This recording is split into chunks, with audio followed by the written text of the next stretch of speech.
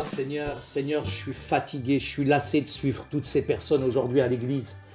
Faut suivre l'un, faut suivre l'autre il est malade, l'autre il est à l'hôpital, l'autre il est en prison, mais comment je vais m'en sortir? Toutes ces responsabilités, ils sont blessés, c'est vrai, ils ont des problèmes, ils ont des difficultés. Seigneur, oh là là là là là là là là Et tu te calmes un peu, là, c'est pas comme ça qu'on prie. Hein.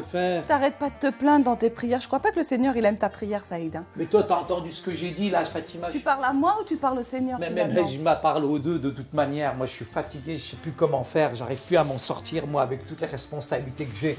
Tous ceux qui sont malades, tous ceux qui sont blessés dans les églises aujourd'hui. Tu sais, Saïd, un bon pasteur, ça ne s'occupe pas seulement des brebis. Hein. Un pasteur, c'est un bon administrateur. Il a une équipe autour de lui. Il met en place une équipe et chaque membre de l'équipe prend soin de l'église, Saïd. Arrête de tout porter. Ça me rappelle ce verset, Fatima, où Jésus lui-même disait que le peuple est sans berger. Et quand je vois toutes les brebis dont je m'occupe, etc., moi, je vois Jésus, il était plein de compassion, il était plein d'amour. Lui, il savait enseigner. Lui, il pouvait tout faire. Le problème, Saïd, c'est que toi, tu crois que tu dois être tout seul pour t'occuper du troupeau. Mais non, tu dois t'entourer, Saïd. Et tu sais, moi, je t'encourage vraiment à lire différents textes dans l'Ancien Testament.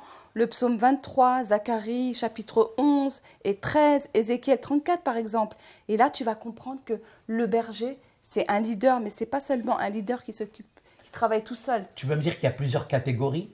Il y a plusieurs catégories. Oui, je sais qu'il y a le don pastoral, par exemple, ça c'est particulier. Il y a aussi le don de leadership, il y a le don d'administration.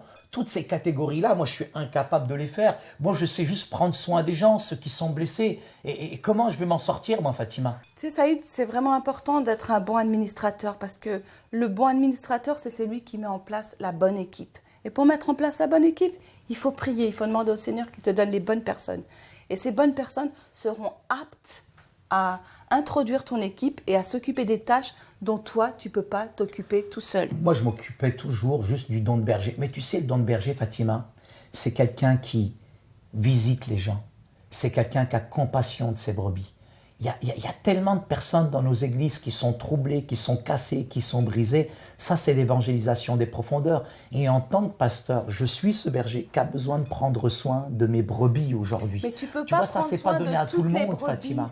C'est pas donné ça à tout le monde, ça, ce don-là. Tu peux pas prendre soin de tout le monde, comme je t'ai dit. Toi, tu es le bon administrateur. Tu trouves une équipe que tu mets en place et cette équipe va t'aider. C'est ça que tu comprends pas. C'est ça le leadership. Oui, mais il n'y a pas que ça, il y a aussi le don d'enseignant aussi. Le don d'enseignant, quand même, moi je sais très très bien aussi enseigner quand même. Moi j'enseigne à chaque étude biblique quasiment. Tu arrêtes de croire que c'est toi qui dois prêcher tous les dimanches, parce qu'il n'y a pas que toi dans l'église, il y a aussi d'autres personnes qui sont aptes à prêcher. Moi je ne laisse pas tout le monde prêcher, Fatima, parce qu'il y a quand même parfois, la Bible elle nous dit d'avoir du discernement, parce qu'il y en a qui viennent enseigner mais des hérésies, des fausses doctrines. Et il n'y a parfois pas que des bergers. Au milieu des brebis, il y a qui? Il y a des loups. Des loups qui s'introduisent, je dirais, d'une manière subtile à l'intérieur de l'Église et qui veulent détourner les âmes, qui veulent les ôter de la vérité. Et là, Fatima, nous avons besoin de discernement par rapport à ces loups parce qu'ils sont en costume cravate, ils ont l'air beaux, etc. Mais ils sont là pour détruire l'Église. Il faut faire très attention à ces loups qui sont mauvais, qui s'introduisent aujourd'hui dans nos églises. Ceux-là, la Bible dit...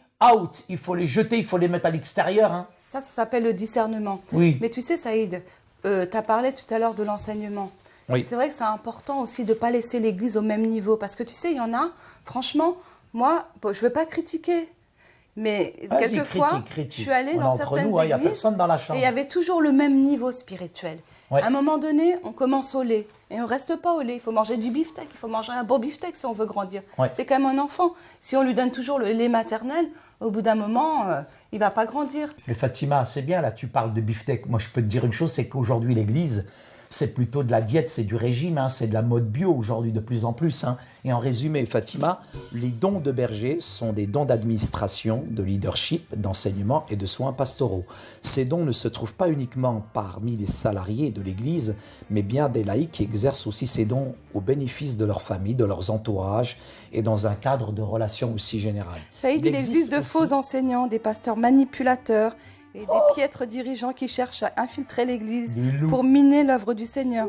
Nous devons veiller et prier pour que Dieu nous accorde de bien comprendre la parole de Dieu et nous donne le discernement pour reconnaître facilement ce qui est faux et sont préservés. Ah, ils sont pas loin, les loups. Faut faire attention.